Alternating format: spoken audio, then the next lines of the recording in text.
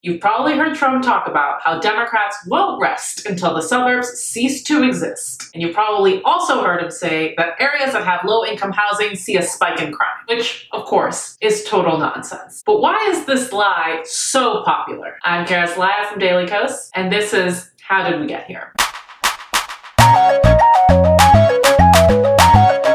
Westchester was ground zero, okay, for what they were trying to do. They were trying to destroy the suburban, beautiful place, the American dream, really. They want low-income housing, and with that comes a lot of other problems, including crime. May not be nice to say, You're not saying all but poor I'll people say are criminals, though. No, I'm not saying that at all, but it does. There is a level of violence that you don't see. So you have this beautiful community in the suburbs, including women, right? Women, they want security. I ended where they build low-income housing project right in the middle of your neighborhood. I ended it. If Biden gets in, he already said it's going to go at a much higher rate than ever before. And you know who's going to be in charge of it? Cory Booker. That's going to be nice. What is he even talking about during this? Let's get this out of the way. Yes, he is insulting working class people. And yes, he's insinuating that people with low incomes are criminals.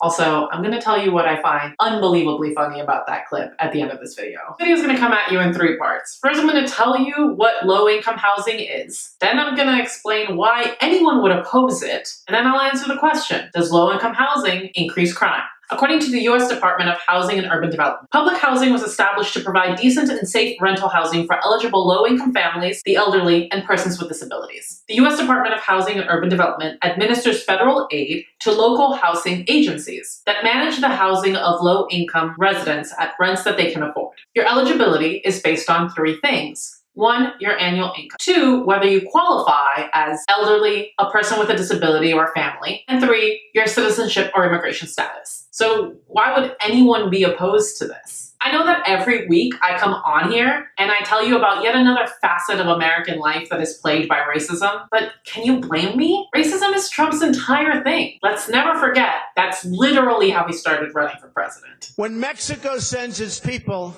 they're not sending their best. They're not sending you. They're not sending you.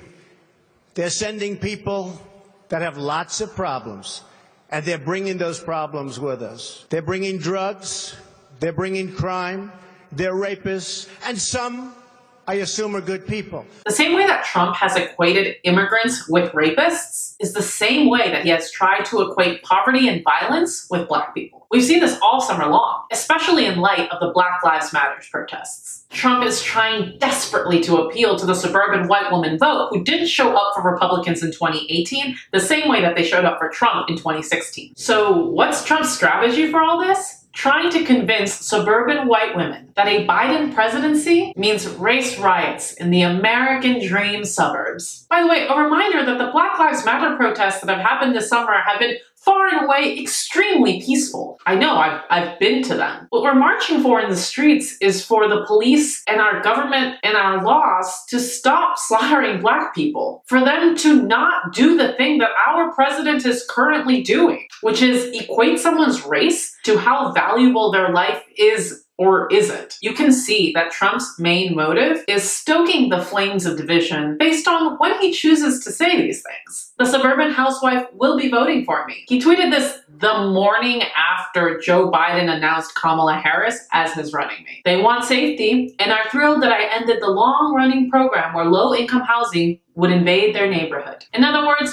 don't worry, Trump's not going to let the people of color come into your neighborhood. Joe Biden would. He continues to use the city of Minneapolis as an example, making it seem like a dangerous place, linking it to affordable housing options, and then tying it all up together with racial unrest. So is there any link at all to affordable housing options, low-income housing options, public housing options, increased crime? Nope. In low-income neighborhoods, the introduction of affordable housing decreases crime and decreases segregation. In high-income neighborhoods, the introduction to affordable housing does not lead to an increase in crime. The National Institute of Health study published in 2013 looked at a New Jersey area that built an affordable housing project. No evidence that the opening of this project had any effect on criminal rates at all. A Cornell study found a decrease in crime in the areas studied. We find that low-income housing development and the associated revitalization of neighborhoods brings with it a significant reduction in violent crime. There are no detectable effects on property crime. All of these studies will be linked below. Be sure to check them out. Be sure to give me a thumbs up to let me know that you're going to share them with people whenever you hear this disinformation campaign about low-income housing. So no,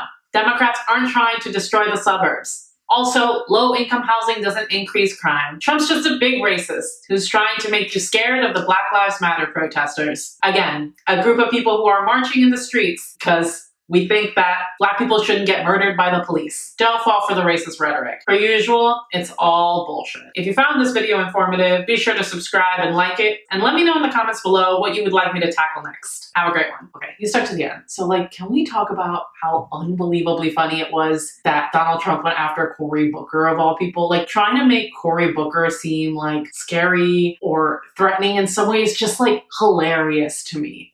Vegan Cory Booker.